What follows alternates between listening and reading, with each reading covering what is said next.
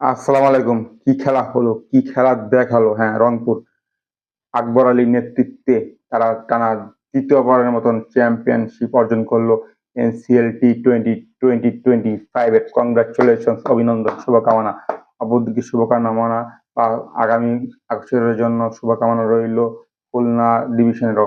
তারাও যাতে আগামীতে বা এইবারের ধারাবাহিকতা বজায় রেখে তারা আগামীতে ফাইনালে ওঠে এবং ফাইনালে চ্যাম্পিয়ন হতে পারে। এবার তারা চ্যাম্পিয়ন হতে পারেনি, তারা পুরোদমে চ্যাম্পিয়ন হতে পারেনি, কিন্তু তারা হয়েছে রানার্স আপ। তাদের জন্য কংগ্রাচুলেশন, অভিনন্দন, শুভকামনা।